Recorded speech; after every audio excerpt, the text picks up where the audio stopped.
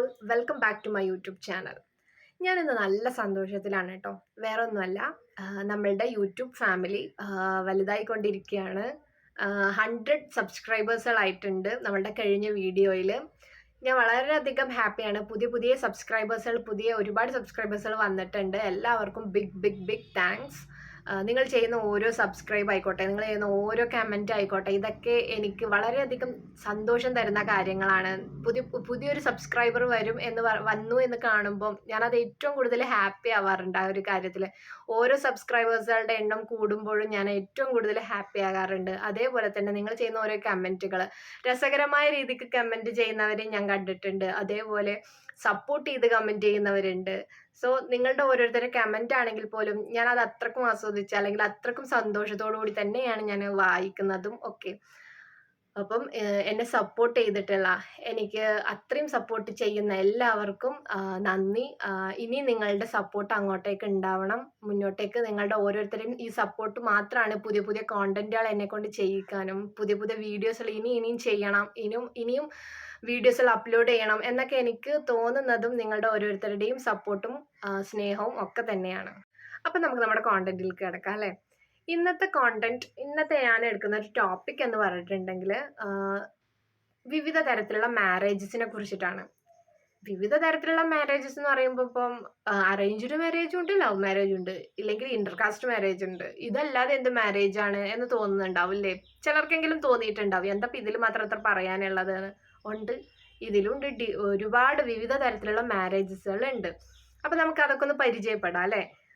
നമ്മുടെ ചുറ്റുവട്ടത്ത് കണ്ടിട്ടുണ്ടാവും, കുറെ കേട്ടിട്ടുണ്ടാവും അത്തരം കാര്യങ്ങൾ. പക്ഷെ എന്തൊക്കെയാണ് അതിനൊക്കെ പറയുക എന്നുള്ളത് നമുക്കൊന്ന് അറിയണ്ടേ, അല്ലെങ്കിൽ അത്തരം മാരേജസുകളുടെ കാര്യങ്ങളെ കുറിച്ച് നമുക്കൊന്ന് അറിയണ്ടേ. അപ്പൊ അതിനെ കുറിച്ചാണ് നമ്മൾ ഇന്ന് സംസാരിക്കുന്നത്.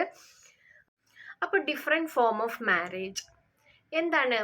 ഒരുപാട് ഫോം ഓഫ് മാരേജസുകളുണ്ട്, ഒരുപാട് തരത്തിലുള്ള മാരേജസുകളുണ്ട്. അപ്പൊ ഏതൊക്കെയാണ് അത് എന്നുള്ളത് നമുക്കൊന്ന് പരിചയപ്പെടാം. ആദ്യം ഞാൻ ഏതൊക്കെയാണെന്ന് പറയാം, എന്നിട്ട് അതിനെ കുറിച്ചിട്ട് സംസാരിക്കാം അല്ലെ. എന്തായാലും നിങ്ങൾക്ക് ഒരിക്കലും ബോറടിക്കില്ല.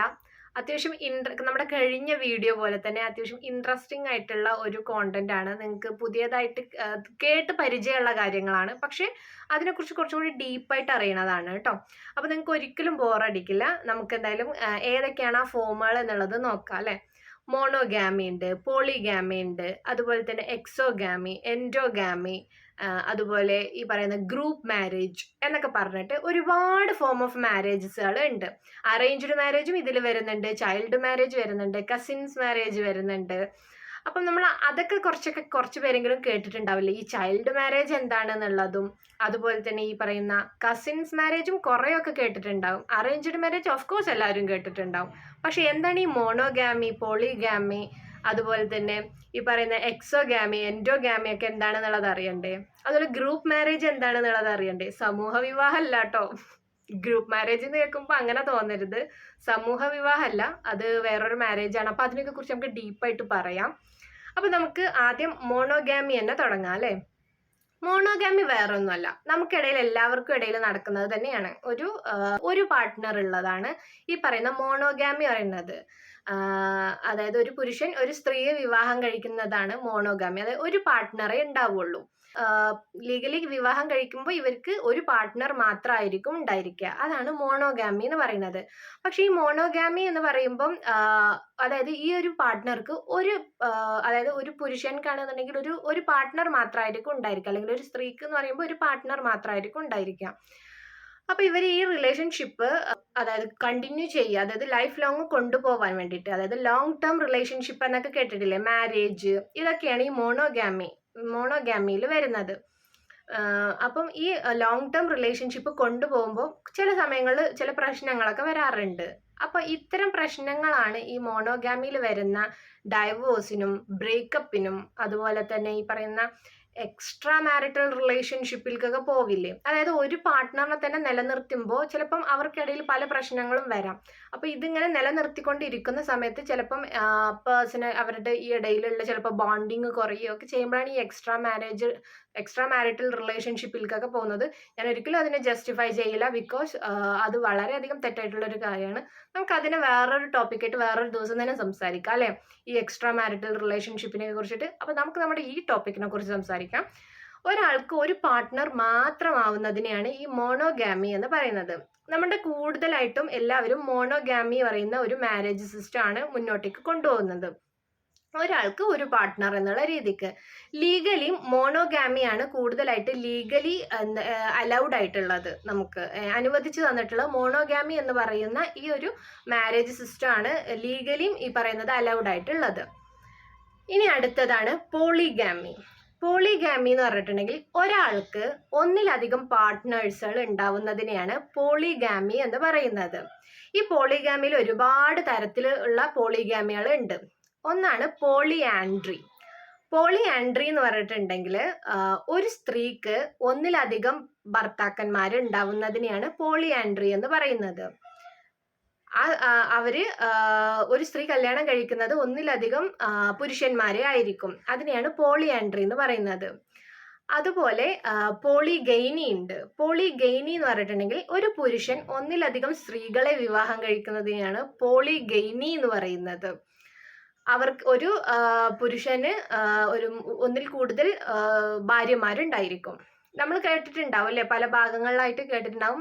അപ്പം ചിലപ്പോൾ നമ്മളുടെ ഇടയിൽ ഉണ്ടാവും അത്ര ആളുകൾ അങ്ങനെയൊക്കെ മാരേജ് ലൈഫ് അങ്ങനെ മുന്നോട്ട് കൊണ്ടുപോകുന്ന ഒരുപാട് പേരെ നമുക്ക് അറിയായിരിക്കാം അല്ലെ, പേഴ്സണലിയോ ഇല്ലെങ്കിൽ കേട്ടിട്ടോ ഒക്കെ നമുക്ക് അറിയായിരിക്കാം. അപ്പം അതിനെയാണ് പോളിഗെയ്നി എന്ന് പറയുന്നത്.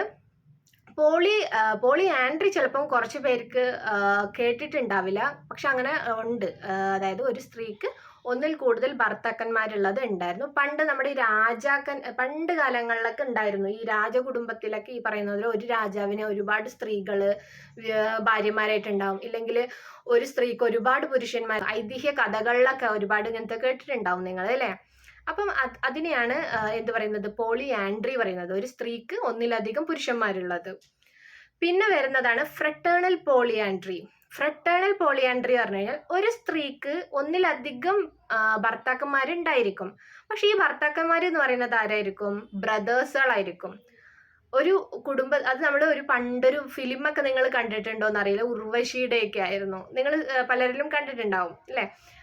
അതായത് ഒരു ഏട്ടൻ കല്യാണം കഴിച്ചു കൊണ്ടുവരുന്ന ഭാര്യ തന്നെ ആയിരിക്കും അനിയനും കല്യാണം കഴിക്കുക. എത്ര അനിയന്മാരുണ്ടോ അങ്ങനെയൊക്കെ. അല്ലെങ്കിൽ ഒരുമിച്ച് ഈ പറയുന്ന ബ്രദേഴ്സുകൾ എല്ലാവരും കൂടി ഒരുമിച്ചിട്ട് ഒരു സ്ത്രീയെ വിവാഹം കഴിക്കുന്നതിനെയാണ് ഫ്രട്ടേണൽ പോളിയാൻഡ്രി എന്ന് പറയുന്നത്. പക്ഷെ ഇതില് അപ്പൊ പോളിയാൻഡ്രി ഇത് സെയിം തന്നെയല്ലേ പറയും, സെയിം ആണ്. പക്ഷെ ഇതിലെന്ന് പറഞ്ഞിട്ടുണ്ടെങ്കിൽ ഭർത്താക്കന്മാര് ബ്രദേഴ്സുകളായിരിക്കും.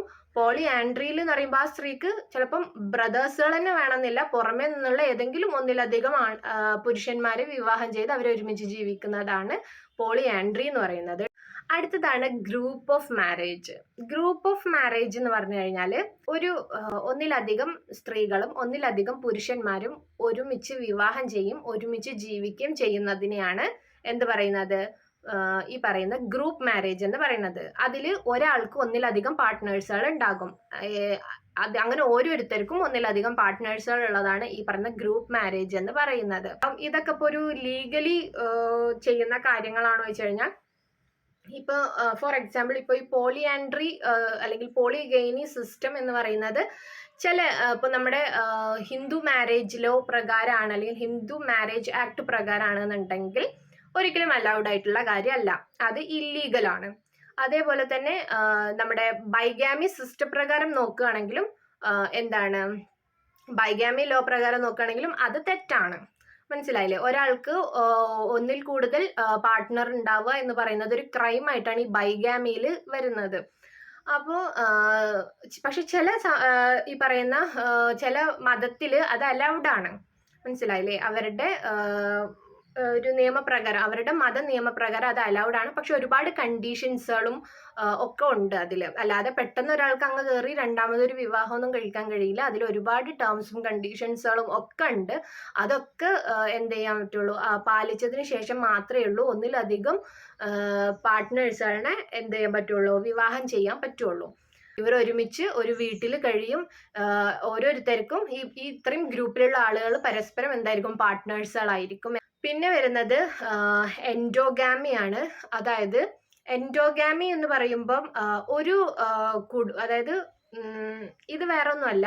അതായത് പുറമേ നിന്ന് ഒരു സമൂഹത്തിൽ അല്ലെങ്കിൽ ഒരു സൊസൈറ്റിയിലുള്ള ആളുകൾക്ക് ആ സൊസൈറ്റിയിലുള്ള ആളുകളെ മാത്രം കല്യാണം കഴിക്കുക, അല്ലെങ്കിൽ എന്താ പറയാ, കൾച്ചറിലുള്ളവർ മാത്രം പരസ്പരം കല്യാണം കഴിക്കുന്നതിനെയാണ് എന്ത് പറയുന്നത്, ഈ പറയുന്ന എൻഡോഗാമി എന്ന് പറയുന്നത്. അതായത് ഇവർ ഒരിക്കലും ഇവരുടെ ആളുകളെ എന്ത് ചെയ്യാറില്ല, പുറത്ത് കൊടുത്ത് കല്യാണം കഴിക്കില്ല, അല്ലെങ്കിൽ പുറത്തു നിന്ന് ആളുകളെ കല്യാണം കഴിച്ച് കൊണ്ടുവരില്ല. ഇവരുടെ ഈ സമൂഹത്തിലുള്ള ആളുകൾ മാത്രം പരസ്പരം കല്യാണം കഴിക്കുന്നതാണ് എൻഡോഗാമി എന്ന് പറയുന്നത്.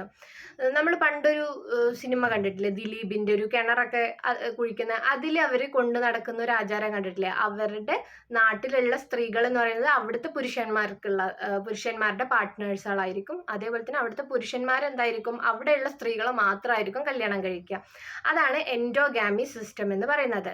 പിന്നെ എക്സോഗാമി ഉണ്ട്. എക്സോഗാമി പറഞ്ഞു കഴിഞ്ഞാൽ ഇത്തരത്തിലുള്ള ടേംസും കണ്ടീഷൻസുകളൊന്നുമില്ല. അവരുടെ സമൂഹത്തിൽ നിന്നിട്ടോ അല്ലെങ്കിൽ ഒരു പ്രത്യേക ആചാരങ്ങളിലുള്ള ആളുകളോ അല്ലെങ്കിൽ ഒരു പ്രത്യേകമായിട്ട് കൾച്ചറും കാര്യങ്ങളൊക്കെ കൊണ്ടു നടക്കുന്ന ആളുകളെ മാത്രമൊന്നല്ല അവർ കല്യാണം കഴിക്കുക. അവർ പുറമേ നിന്നും ആളുകളെ കല്യാണം കഴിക്കാറുണ്ട്. അങ്ങനെ ഒരു പ്രത്യേകമായിട്ടുള്ള ഒരു സമൂഹമോ ഇല്ലെങ്കിൽ ഒരു പ്രത്യേകമായിട്ടുള്ള ഒരു ആചാരത്തിലുള്ളവരിനെയൊന്നും അവർക്ക് അത്തരക്കാരെ മാത്രമേ കല്യാണം കഴിക്കൂ എന്നുള്ള ഒരു നിർബന്ധവും അവർക്കിടയിൽ ഇല്ല. അതാണ് എക്സോഗാമി എന്ന് പറയുന്നത്. പിന്നെ ബാക്കിയുള്ളത് പറയുന്നതാണ് ഈ പറയുന്ന അറേഞ്ച്ഡ് മാരേജ്, ചൈൽഡ് മാരേജ്, അതുപോലെ തന്നെ കസിൻസ് മാരേജ് ഒക്കെ. ഇതൊക്കെ നമ്മൾ കുറേയൊക്കെ കേട്ട് പരിചയമുള്ളതാണ് അല്ലേ. അറേഞ്ച്ഡ് മാരേജ് എല്ലാവർക്കും അറിയാം. അതായത് കുടുംബമായിരിക്കും, ഫാമിലി ആയിരിക്കും എല്ലാ കാര്യങ്ങളും തീരുമാനിക്കുന്നതും ഈ പറയുന്ന വ്യക്തിയുടെ പാർട്ട്ണറിനെ കണ്ടെത്തുന്നതും ഒക്കെ ഈ പറയുന്ന ഫാമിലി ആയിരിക്കും. അതിനെയാണ് ഈ പറയുന്ന അറേഞ്ച്ഡ് മാരേജ് എന്ന് പറയുന്നത്. അതൊക്കെ എല്ലാവർക്കും അറിയുന്ന കാര്യങ്ങളൊക്കെ തന്നെയാണ്. പിന്നെ ഈ പറയുന്ന ചൈൽഡ് മാരേജ്, അതും നമ്മളിൽ പലരും നമുക്കറിയാം, 18 വയസ്സിന് താഴെ തന്നെ എന്ത് ചെയ്യുന്നത്, വിവാഹം ചെയ്തു കൊടുക്കുന്നത്. പണ്ടുണ്ടായിരുന്നു ഈ പറയുന്ന പോലെ ഒരു ചെറിയൊരു പ്രായത്തിൽ തന്നെ ആൺകുട്ടിയും പെൺകുട്ടിയും കല്യാണം കഴിപ്പിക്കുന്നതും പിന്നീട് പ്രായപൂർത്തിയായതിനു ശേഷമായിരിക്കും അവർക്ക് ഈ പറയുന്നത് പോലുള്ള കുട്ടികൾ കാര്യങ്ങളൊക്കെ ഉണ്ടാവും. ഇവർ അതുവരെ ഒരുമിച്ച് ജീവിക്കും. പിന്നീട് പ്രായപൂർത്തിയാവുന്ന സമയം മുതൽക്കൊക്കെ ഇവർ പറയുന്നത് പോലെ ഭാര്യ ഭർത്താക്കന്മാരായിരിക്കും. അങ്ങനത്തെ സമ്പ്രദായങ്ങളൊക്കെ നമ്മളുടെ ഈ പറയുന്ന കേരളത്തിലൊക്കെ നിലനിന്നിരുന്നു പണ്ട്. അപ്പോൾ അതിനൊക്കെയാണ് ഈ ചൈൽഡ് മാരേജ് പറയുന്നത്. പക്ഷേ ചൈൽഡ് മാരേജൊക്കെ ഏറ്റവും തെറ്റായിട്ടുള്ള കാര്യമാണ്. 18 വയസ്സിന് താഴെയുള്ള കുട്ടികളെ കല്യാണം കഴിക്കുന്നതിനുള്ള ലോസ് ഒക്കെ വന്നത് എല്ലാവർക്കും അറിയുന്ന കാര്യമാണല്ലോ അല്ലേ. പിന്നെ വരുന്നതാണ് ഈ കസിൻസ് മാരേജ് എന്ന് പറയുന്നത്. കസിൻസ് മാരേജ് പറയുമ്പോൾ ഈ പറയുന്ന കസിൻസുകളെ ജ്യേഷ്ഠ അനിയൻ അനിയത്തി ഇവരൊക്കെ പരസ്പരം കല്യാണം കഴിക്കുന്നതാണ് ഈ പറയുന്ന കസിൻസ് മാരേജ് എന്ന് പറയുന്നത്. പക്ഷെ ഒരു ഈ പറയുന്ന ഹെൽത്ത് ഇഷ്യൂസ് ഒക്കെ ഉണ്ടാവുന്ന കുട്ടികൾക്ക് ഹെൽത്ത് ഇഷ്യൂസ് ഒക്കെ വരുന്നതും ഒക്കെ കാരണം ഈ പറയുന്ന കസിൻസ് മാരേജ് എന്ന് പറയുമ്പോൾ കുറച്ചും കൂടി അതൊരു അവർക്കുണ്ടാവുന്ന കുട്ടികളിൽ ചില ഹെൽത്ത് ഇഷ്യൂസുകൾ വരാനുള്ള ചാൻസസുകൾ കൂടുതലാണ്. പിന്നെ ചില കാസ്റ്റുകളിലുള്ള അല്ലെങ്കിൽ പല റിലീജിയൻസിലുള്ള മാരേജസുകളും അതൊക്കെ തെറ്റാണ്.